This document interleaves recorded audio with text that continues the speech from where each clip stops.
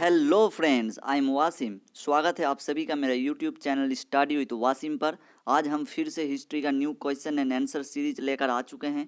ये सभी question and answer आपके लिए बहुत ही इंपॉर्टेंट होने वाला है, क्योंकि इसमें हमने उन्हीं क्वेश्चंस को ऐड किया है जो कि हर बार किसी न किसी एग्जाम में पूछा गया है। अगर आप भी CGL, CHSL, MTS, SSC, GD या फिर कोई भी स्टेट PSC की तैयारी कर रहे हो तो ये वीडियो आपके लिए ही है। तो वीडियो को एंड तक देखें, और अगर अभी तक आपने मेरे चैनल को सब्सक्राइब नहीं किया तो चैनल को सब्सक्राइब कर दीजिए और बेल आइकन को प्रेस कर दीजिए। तो चलिए स्टार्ट करते हैं। First question, which newspaper was started by प्रार्थना समाज फॉर सोशल अवेयरनेस? प्रार्थना समाज ने सामाजिक जागरूकता के लिए कौन सा अखबार शुरू किया था? ए प्रार्थना समाचार, बी सुबोध पत्रिका, सी दिग्दर्शन, डी सोम प्रकाश। इसका करेक्ट आंसर क्या होगा दोस्तों? ऑप्शन बी, सुबोध पत्रिका। प्रार्थना समाज ने सामाजिक जागरूकता फैलाने के लिए सुबोध पत्रिका अखबार निकाला था। प्रार्थना समाज हिंदू धर्म के भीतर एक सुधार आंदोलन था। प्रार्थना समाज का स्थापना कब किया गया था? 1867 में। और प्रार्थना समाज के संस्थापक कौन थे? दादोबा पांडुरंग और आत्माराम पांडुरंग। और यहाँ पे हम ये भी याद रखेंगे कि सुबोध पत्रिका का प्रकाश मराठी और इंग्लिश दोनों भाषा में ही किया जाता था। ये सब हम याद रखेंगे दोस्तों। Next, who founded the Fort William College at Calcutta? Calcutta में फोर्ट विलियम कॉलेज की स्थापना किसने की थी? A Lord Wellesley, B Lord Macaulay, C Lord Ellenborough, D Lord Cornwallis. इसका सही आंसर क्या होगा दोस्तों? Option A, Lord Wellesley. Lord Wellesley ने कलकत्ता में फोर्ट विलियम कॉलेज की स्थापना की थी। लॉर्ड वेलेस्ली ने कलकत्ता में फोर्ट विलियम कॉलेज की स्थापना क्यों की थी? क्योंकि वो ब्रिटिश नागरिकों को भारत में प्रशासनिक उद्देश्य के लिए प्रशिक्षित करना चाहते थे। Next, which of the following is called the Bible of Tamil literature? निम्नलिखित में से किसे तमिल साहित्य की बाइबिल कहा जाता है? ए तोलकाप्पियम, बी तिरुकुर्राल, सी सिलाप्पदिकारम, डी मणिमेकलाई। इसका सही आंसर क्या होगा दोस्तों? Option B, तिरुकुर्राल। तिरुकुर्राल को तमिल साहित्य की बाइबल के नाम से जाना जाता है। तिरुकुर्राल का रचना किसने किया था? तिरुवल्लुभार ने। और यहाँ पे हम ये भी याद रखेंगे कि सिलाप्पदिकारम किसने लिखा था? इलांगो अदिगाल ने। और मणिमेकलाई को लिखा था सत्तालाई सत्तानार ने। और तोलकप्पियम को लिखा था तोलकप्पियर ने। ये हम याद रखेंगे। Next, when did Mathura school of art और फ्लोरिस्ट? मथुरा कला विद्यालय कब फूला फला था? A Satavahana period, B Shunga period, C Nanda period, D Kushana period. इसका सही आंसर क्या होगा दोस्तों? Option D, Kushan period. Kushan period में मथुरा कला विद्यालय फूला फला था। और यहाँ पे हम ये भी याद रखेंगे कि अगर पूछ ले कि मथुरा कला विद्यालय अपने उन्नति के चरम शिखर पर था कौन सा टाइम पे, तब इसका आंसर होगा गुप्ता पीरियड में, 6 और 7 सेंचुरी में। और ए स्पॉटेड रेड सैंडस्टोन से बना होता था। Next, who among the following was not known as moderate in INC? निम्नलिखित में से किसे कांग्रेस में उदारवादी के रूप में नहीं जाना जाता था?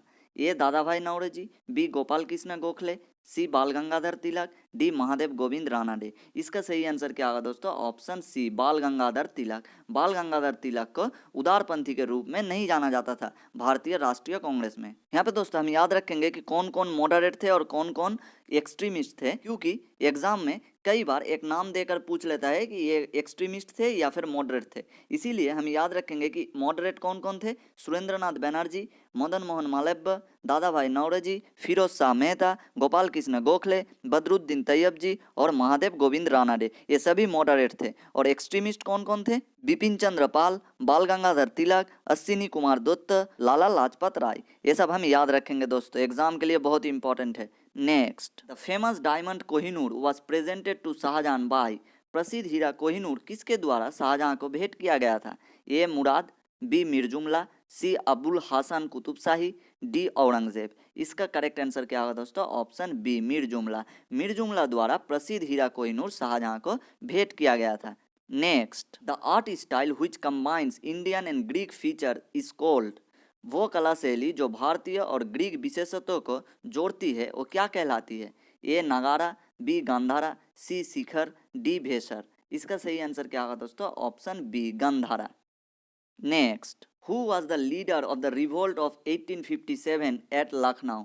लखनऊ में 1857 के विद्रोह का नेता कौन था? ए कुनवर सिंह, बी नाना साहेब, सी बेगम हजरत महल, डी खान बहादुर। इसका सही आंसर क्या होगा दोस्तों? ऑप्शन सी बेगम हजरत महल। लखनऊ में 1857 के विद्रोह का नेता थे बेगम हजरत महल और बिरजिस कादिर, दोनों ही थे। यहाँ पे हम याद रखेंगे कि 1857 का विद्रोह में कौन कहाँ से नेता थे। जगदीशपुर में 1857 के विद्रोह का नेता थे कुंवर सिंह और अमर सिंह। कानपुर में 1857 के विद्रोह का नेता कौन थे? नाना साहेब और तांतिया टोपी। बरेली में कौन थे? खान बहादुर। दिल्ली में 1857 के विद्रोह के नेता कौन थे? बख्त खान और बहादुर शाह टू। झांसी में कौन थे? झांसी रानी लक्ष्मीबाई। और इलाहाबाद में 1857 के विद्रोह का नेता कौन थे? लियाकत अली। ये सब हम याद रखेंगे दोस्तों। Next, Kabir was the disciples of. Kabir किसके शिष्य थे? A Shankaracharya, B Ramanuja, C Nanak, D Ramanand. इसका करेक्ट आंसर क्या होगा दोस्तों? Option D Ramanand. कबीर रामानंद के शिष्य थे। Next, Sirajuddaula was defeated by Lord Clive in the battle of. Lord Clive ने सिराजुद्दौला को किस युद्ध में हराया था? A Munger, B Plassey, C Wandiwash, D Buxar. इसका करेक्ट आंसर क्या होगा दोस्तों? Option B Palasi. पलासी के युद्ध में लॉर्ड क्लाइव ने सिराजुद्दौला को हराया था। पलासी का युद्ध कब हुआ था? 1757 में। यहाँ पे हम याद रखेंगे कि नवाब सिराजुद्दौला द्वारा इंग्रेज नियंत्रित कलकत्ता पर हमले और ब्लैक होल नरसंहार से पहले लड़ाई हुई थी।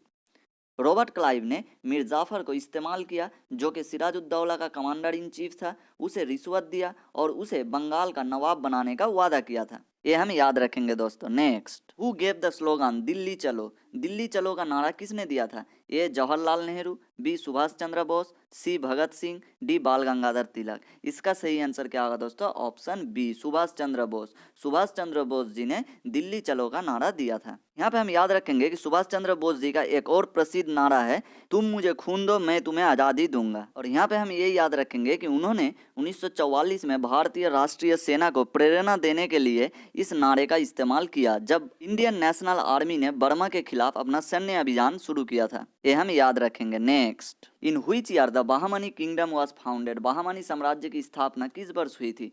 A 1336, B 1361, C 1338, D 1347। इसका करेक्ट आंसर क्या होगा दोस्तों? Option D 1347। 1347 में बहामनी साम्राज्य की स्थापना हुई थी। बहामनी साम्राज्य की स्थापना किसने की थी? अलाउद्दीन हसन बहामन शाह ने, जिनका असल नाम क्या था? हसन गंगू। और उन्होंने अपना राजधानी को दौलताबाद से गुलबर्गा में स्थानांतरित किया था।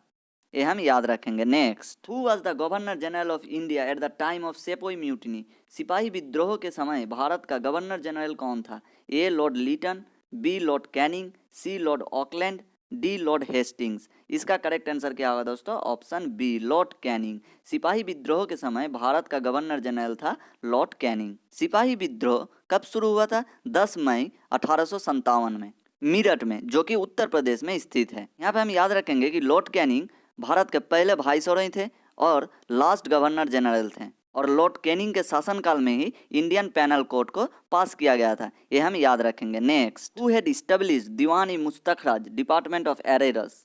दीवान-ए मुस्तखराज बकाया विभाग की स्थापना किसने की थी? A Alauddin Khilji, B Sultan Razia, C Qutubuddin Aibak, D Ghiyasuddin Balban. इसका करेक्ट आंसर क्या होगा दोस्तों? Option A Alauddin Khilji. अलाउद्दीन खिलजी ने दीवान-ए-मुस्तखराज बकाया विभाग की स्थापना की थी। Next, Dayanand Saraswati was the founder of which one of the following. Dayanand Saraswati निम्नलिखित में से किसके संस्थापक थे? ए आर्य समाज, बी ब्राह्मण समाज, सी प्रार्थना समाज, डी नॉन ऑफ दिस। इसका सही आंसर क्या होगा दोस्तों? ऑप्शन ए आर्य समाज। दयानंद सरस्वती आर्य समाज की संस्थापक। इसको कब स्थापित किया गया था? 1875 में। यहाँ पे हम ये भी याद रखेंगे कि उन्होंने वेद को अनुवाद किया था और 3 किताबें भी लिखी थी। वो 3 किताब कौन कौन सी है? वेद भाष्य भूमिका और सत्यार्थ प्रकाश। उन्होंने एक प्रसिद्ध नारा भी दिया था, जो कि था go back to the Vedas. ये सब हम याद रखेंगे दोस्तों। Next, when did Akali movement was started. Akali आंदोलन कब शुरू हुआ था? A 1911, B 1921, C 1931, D 1941। इसका करेक्ट आंसर क्या होगा दोस्तों? ऑप्शन बी 1921 में। अकाली आंदोलन शुरू हुआ था 1921 में। अकाली आंदोलन शुरू हुआ था सिंह सभा द्वारा, जिसे अकाली दल भी कहा जाता है। और अकाली आंदोलन का मूल केंद्र कहाँ था? पंजाब में। ये आंदोलन भारत का गुरुद्वारे में सुधार लाने का अभियान था, और अकाली आंदोलन को गुरुद्वारा सुधार आंदोलन के नाम से भी जाना जाता है। ये हम याद रखेंगे। Next, who among the following was not involve in the conspiracy against Sirajuddaulah. निम्नलिखित में से कौन सिराजुद्दौला के खिलाफ साजिश में शामिल नहीं था?